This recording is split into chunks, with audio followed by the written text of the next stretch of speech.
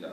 이곳이 정치군 수용소를 관리하는 농장 지도국인데 이 산하에 12개의 수용소에 30만 명 정도가 갇혀 있었습니다.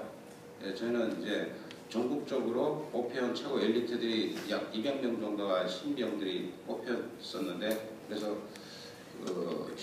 지금은 이제 별장으로 바뀌었지만 한경북도 경성에 있는 11호 정치범 수용소의 자리에서 신병 교육을 받았고, 그리고 자대 배치로 한경북도 원성에 있는 북한 사람들이 많이 이야기하는 동포 종파관리소, 그곳에서부터 군 복무를 시작을 했습니다. 그래서 제가 8년 정도 근무를 했는데, 근무하는 과정에 제가 4개의 수용소를 다니면서 근무를 했습니다. 평양시에 있는 스몰이 수용소와 그리고 11호 한경북도 경성의 수용소, 그리고 13호 동포 수용소, 그리고 마지막 근무했던 것이 22호 해령 수용소입니다.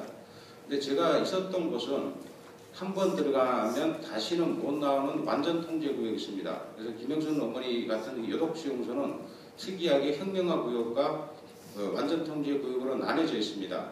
그래서 혁명화 구역에 있던 사람들이 어느 정도 형기를 마치고 다시 사회로 살려서 내보내는 곳이 있고, 한 곳은 완전 통제 구역이라고 해서는 한 번 들어가면 다시는 못 나오는 것입니다.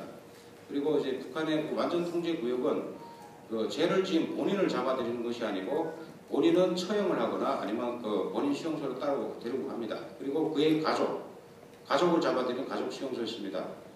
그래서 제가 저를 포함해서 저희 동료들이 항상 교육받았던 게 뭐였냐면, 이 수용소 안에 갇혀 있는 사람들은 김일성을 반대했고 북한 체제를 반대한 반동분자들이고 우리 민의 적이다. 그리고 이 사람들이 반항하거나 도주하거나 이러면 사살해도 좋다. 그리고 도망가는 정치범 잡으면 대학에 보내준다. 그리고 이 사람들한테 동정하는 동정심을 가지거나 이 사람들이 하는 부탁을 들어주면 나를 포함한 나의 가족 전체가 처벌받을 것이다. 이런 교육을 항상 받았습니다. 그래서 저도 이제 입대해서 처음 3년간은 그 안에 갇혀있는 사람들이 진짜 나쁜 사람들만 알았어요.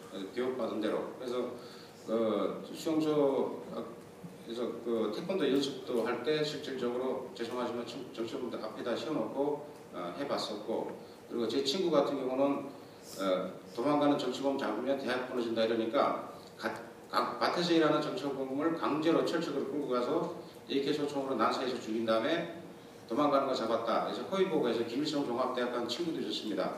그리고 제가 수용소에서 6개월 만에 그 일이 있었는데, 저는 수용소에는 이제 군견을 많이 키웁니다. 그 군견 이게 키우는 목적은 정치범들한테 위화감 조성시키기 위한 것과 또 도주를 했을 때 추적하기 위한 추적용으로 씁니다. 근데 그 수용소에서 키우는 군견이 독일종 세파트 견이에요. 그래서 그 모종은 밖에서 그 군인들이 가서 그 군견 훈련소라든지 이런 식 교육을 받고 이제 군견 모종을 데리고 옵니다. 그리고 그 안에서 이제 그 새끼를 낳게 되면은 어릴 때 강아지 때부터 그 개를 키우는데, 근데 그 개를 키울 때 어떻게 키우냐면 그 정치범들한테서 나는 특이한 냄새가 있습니다. 사람들이 먹지 못하고 씻지 못하고 하니까 이제 우리가 보통 이야기하기로 시체 썩는 냄새라고 하는데, 굉장히 정치범들만 가까이만 가도 눈이 막 시릴 정도로 그 냄새가 고약한 냄새가 나요. 그래서 이 옷가지를 갖다가 강아지 때부터 자국을 주면서 물어물어 하면서 이렇게 키웁니다. 그렇게 자란 개들이 한 10개월 정도가 되면 개들이 성견이 돼서 우리에다 묶어놔도 힘이 넘쳐갖고 이제 막 뛰쳐나가거든요. 멀리서 정치범만 봐도 이제 그냥 덤벼듭니다. 그래서 이때서 6개월 만에 초소에서 훈련하고 있는데, 수용소에는 학교를 다니는 애들도 있고 밖에서 잡혀 들어오는 애도 있고 그 안에서 태어난 애도 있고, 이러다 보니까 정치범 학교가 따로 있습니다. 근데 애들이 5인조로 해서 5명씩 무리를 지어서 학교를 다니는데 10세 미만만. 근데 이 애들을 보고 군견이 보고 우리를 뛰쳐나간 거예요. 그래서 저희는 한참 훈련을 하고 있는데 갑자기 정치범들이 막 소리를 지르더라고요. 그래서 같이 하던 소대장이 비상해갖고 이제 저희 군장을 메고 현장을 뛰어가봤습니다. 가봤더니 군견 3마리가 겹쳤는데 애 3명은 이미 사망을 했고, 그리고 2명은 이제 숨은 붙어 있더라고요. 그래서 걔를 뜯어 말려는데 아무리 뜯어도 안 떨어지질 않는 거예요. 그래서 같이 갔던 소대장이 권총으로 공포탄을 쐈습니다. 그러니까 걔들이 떨어졌어요. 그러고 보니까 이제는 더 이상 이제 뭐 살릴 수 없겠다 이제 판단해서 그때 소대장이 옆에서 일하던 정치범 불러다가 땅 팔아 해갖고 이제 땅을 파고 이제 그냥 묻은 거예요. 그러면 2명은 살아있는 걸 묻은 거죠. 그래서 그때 당시만은 진짜 나쁜 사람들만 알았습니다. 그것도 당연했고, 그러다가 제가 그 군복무 3년 만에 그 운전병으로 이제 발탁이 되면서 그때부터 이제 매일같이 이제 정치범을 보게 됐습니다. 그 수용소 운전병은 정치범들이 생산한 식량이라든지 석탄을 각 초소들마다 실어 나르고, 그리고 정치범을 이 마을에서 다른 마을로 옮기고, 그리고 처형장에 군인들 싣고 이런 역할을 많이 하거든요. 그러다 보니까 그 매일같이 정치범 보면서 일을 시키고 이러던 과정에 저도 심심했습니다. 왜냐면 일만 시켜놓고 저는 맨날 뭐 다른 거 할 수는 없고, 그래서 일 잘하는 몇 명 이제 불러다가 너 무슨 죄가 뭐냐, 그리고 왜 잡혀 들어왔냐, 그리고 고향이 어디냐 이렇게 물어봤는데, 제가 만나본 사람의 거의 90%가 자기가 왜 들어온지를 몰라요. 물어보면 뭐라고 하냐면, 집에서 잠을 자고 있는데 갑자기 보이고에서 트럭이 닥쳐갖고 우리 가족을 통째로 실었다. 그리고 내려놓은 곳이 이 안이고 이 수용소 안에 들어오니까 나는 얼굴도 모르는 몇 대 무슨 할아버지가 무슨 죄를 지었는데 그 죄를 내가 갚아야 된다. 그런 얘기를 하는 거예요.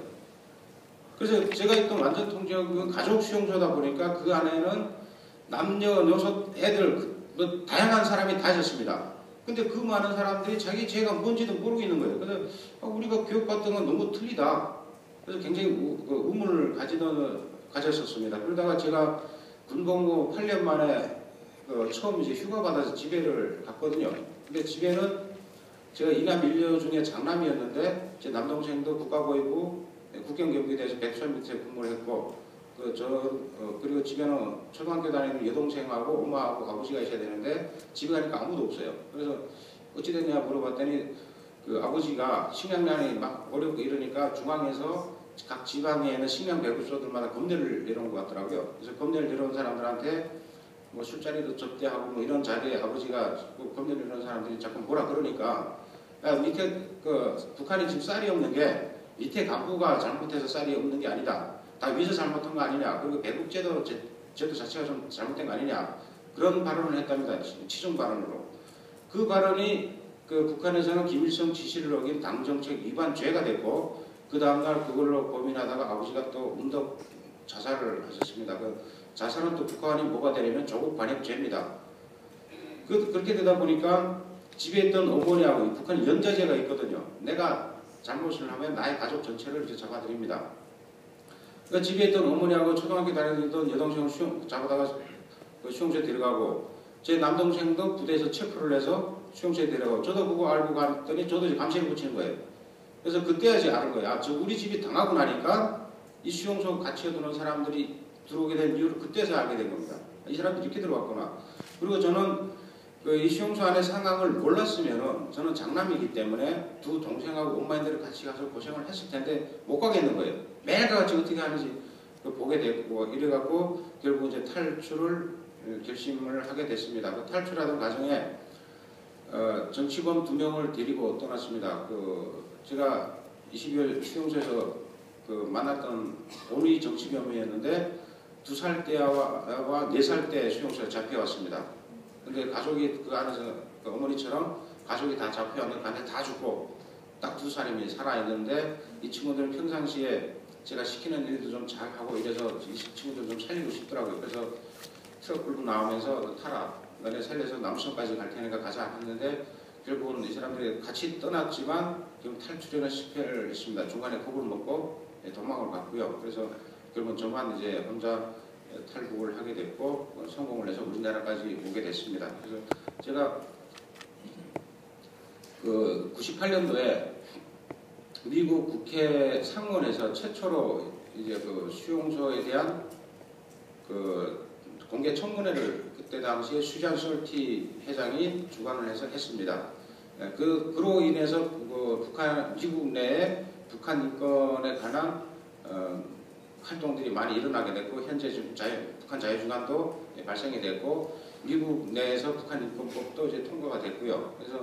그런데 좀 안타까운 게, 저희가 작년에 UN COI가 들어왔을 때 북한 수용소 출신을 비롯해서 북한 그 피해자들이 증언을 많이 했습니다. 굉장히 많이 했고 공개 증언도 했고 비공개 증언도 했고 저는 그 스위스 제네바에 3번이나 불려가서 아마